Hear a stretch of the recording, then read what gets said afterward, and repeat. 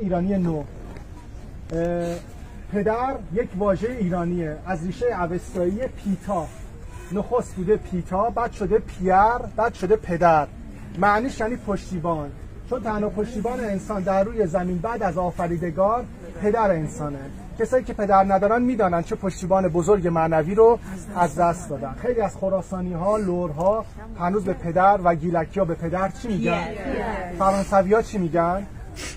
پیر. پر یا پیر. فرق از همین پیر پهلوی گرفته شده. مادر اصلش بوده هاماتا، بعد شده ماتا، بعد شده مادر. معنیش یعنی پرورش دهنده، به وجود آورنده. فرزند از دو بخشه، فر به اضافه زند. فر یعنی شکوه، زند یعنی زندگی. هنگامی که میگی فرزندم یعنی شکوه زندگی من.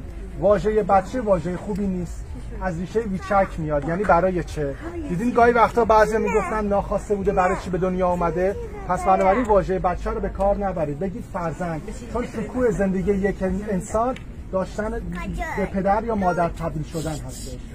دختر اصلش بوده دوشتر، به معنای دوست داشتنی، چون برای باباها دختر دوست داشتنی تر از پسر بوده. شما اگر برادر داشته باشی میبینی بابای بیشتر هوای شما رو داره تا برادرتون، چون برای پدرها دختر دوست داشتنی تره. پسر اصلش بوده پوسر، بعد شده پوهر. همین پوری که ما میگیم از همین پوهر پهلوی گرفته شده. معناش یعنی پاسبان و پاسدار، به خاطر اینکه هر خونه یک اجاق داشته. این اجاق منظور کیان خانواده است. پس از پدر خانواده این خویشکاری و وظیفه پسر خانواده بوده که از کیان خانواده پاسداری و نگهبانی کنه. یعنی نه تنها حواسش به مادر و خواهر و برادر کوچکتر از خودش باشه، بلکه به ملک و دارایی پدرش باشه و از اونها پاسداری کنه. زن اصلش بوده ژن، هنوز کردها به زن میگن ژن. دانش ژنتیک انگلیسی هم از همین ریشه گرفته. زن یعنی زندگی، چون زن زندگی میبخشه.